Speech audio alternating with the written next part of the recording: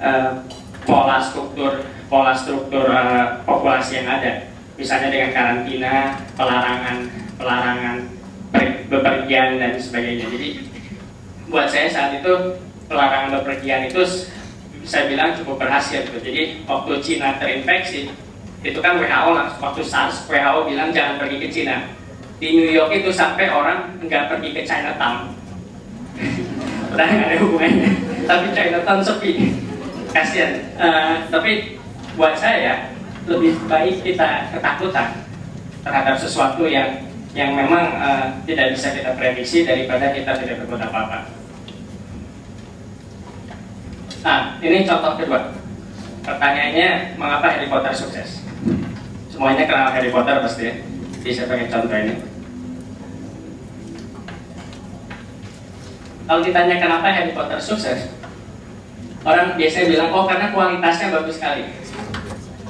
Tapi sebetulnya, pertama, buku anak tentang sihir itu banyak. Bukan Harry Potter aja kan. Banyak sekali buku-buku lain. Kedua, jangan lupa J.K. Rowling itu waktu baru nulis sempat ditolak 7-9 kali oleh penerbit. Kalau Harry Potter itu betul-betul bagus kualitasnya, harusnya si para penerbit yang profesional yang kerjaannya setiap hari melihat kualitas sebuah buku bisa mendeteksi kualitas Harry Potter. Tapi enggak, sama mereka ditolak dan akhirnya diterbitkan oleh satu penerbit yang waktu itu kecil dan sekarang menjadi raksasa. Jadi dengan demikian poinnya adalah, jadi kesuksesan itu belum tentu bisa dijelaskan oleh kualitas. Apa yang ingin disampaikan dalam sini adalah, jadi jika kualitas selalu membawa sukses, jadi seolah-olah individu itu mengambil keputusan secara masing-masing, tidak dipengaruhi orang lain. Karena jelas bagi semua orang sesuatu kualitasnya baik sekali. Tapi jika ya dalam hidup dunia itu rumit, wajar kita melihat perilaku orang lain. Ketika saya baru datang ke sini, saya cari handphone yang bagus, saya bingung begitu banyak pilihan, ya saya telepon kakak saya, yang bagus yang mana? Saya nggak baca spesifikasinya, jadi wajar melakukan itu. Tapi ketika itu terjadi, maka sukses tidak lagi ditentukan oleh kualitas. Ketika orang saling mempengaruhi dan dipengaruhi. Tadi saya bilang wajar kita meminta pendapat orang lain dalam suatu masalah. Pertanyaannya, apa yang terjadi jika semua orang meminta pendapat orang lain atau secara sadar tidak sadar dipengaruhi oleh pendapat opini orang lain? Itu pertanyaan. Saya bawa ke eksperimen klasik melihat orang psikologi dan saudara yang, jadi pada tahun 50-an ada satu eksperimen yang bukan backgroundnya psikologi, mungkin eksperimen yang dilakukan oleh Ash. Jadi orang disuruh duduk dalam satu ruangan, lalu diperlihatkan kurang lebihnya ya ini satu garis, lalu ada garis ABC, ya kelihatan dengan jelas kan, yang ini paling pendek, lebih panjang, dan yang di tengah-tengah. Lalu orang itu ditanya, garis mana yang paling panjang? Dalam satu keadaan yang dimanipulasi karena ini eksperimen, orang ngacung garis A. Orang yang menjadi subjek eksperimen tidak tahu yang ngacung garis A itu sudah kong kali kong dengan pelaksana eksperimen. Karena jelas-jelas paling pendek, kita bisa lihat. Tapi karena semua orang ngacung A, dia mulai ragu-ragu. Ini mana yang pendek? Itu saya ngeliat. Akhirnya, ya intinya banyak orang yang ngacung A. Padahal ya yang ngacung A itu udah kong kali kong, jadi dikasih tahu kamu ngacung A kalau ditanya paling panjang. Jadi intinya ada tekanan sosial. Contoh lainnya, ya banyak contoh-contoh kayak gini ya, kayak kalau kita masuk lift, itu tuh kita cenderung menghadap pintu, coba menghadap ke belakang. Tapi coba lakukan itu, terus mungkin ada Milgram juga mungkin pernah melakukan. Orang akhirnya pada menghadap ke belakang juga. Atau Stanley Milgram ini memang unik, dia pernah melakukan eksperimen di kota New York yang ramai. Dia suruh mahasiswanya jalan terus ngeliat ke atas.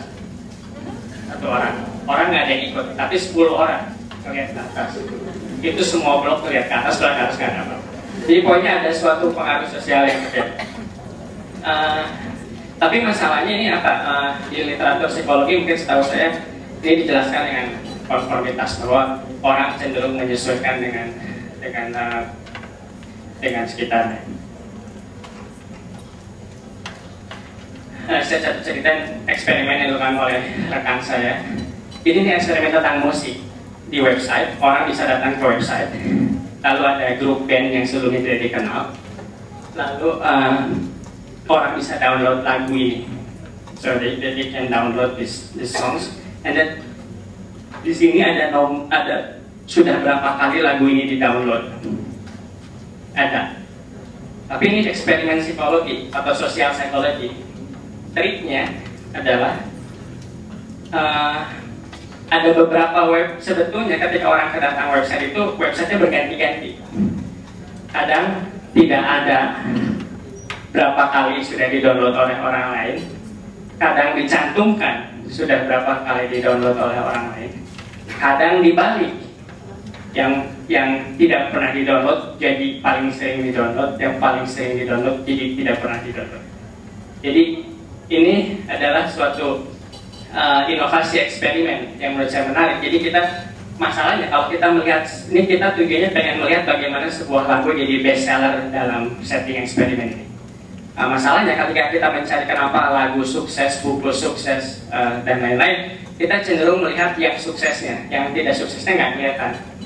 Itu pertanyaannya. Misalnya Britney Spears sukses pada tahun 2005, saya ingat sebetulnya ada Britney Spears selanjutnya yang dipopulerkan besar-besaran oleh Sony, The Next Britney Spears, dan sekarang saya lupa siapa dia namanya. Terakhir lagunya dijual di eBay 50 sen, artinya nggak berhasil, dan kita lupa. Tapi yang sukses kita ingat Britney Spears. Jadi kurang lebih ini seperti. Jadi apa pengaruh? Jadi orang masuk, ada independent conviction, dalam arti kita tidak bisa melihat lagu sudah berapa kali lagu di download, dan ada yang bisa kita lihat sudah berapa kali lagu di download. Artinya terjadi pengaruh social influence. Di sini bisa dibilang tidak ada social influence, jadi bisa dibilang mengukur kualitas. Hasilnya apa? Pertama, individu dipengaruhi oleh orang lain, tidak aneh. Yang menarik, lagu populer tambah populer, lagu tidak populer tambah tidak populer. Jadi ada semacam self-fulfilling prophecy.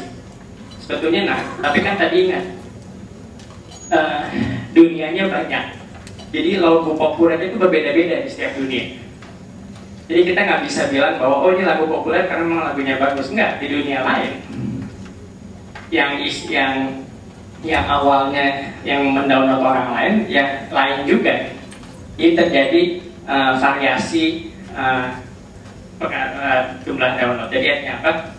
Pengaruh sosial ini memperbesar inequality. Karena itu karena menurut penelitian ini menjelaskan kenapa film yang sukses itu, yang sangat-sangat sukses kayak Star Wars atau Lord of the Rings, itu jauh-jauh sekali sukses dibanding kebanyakan.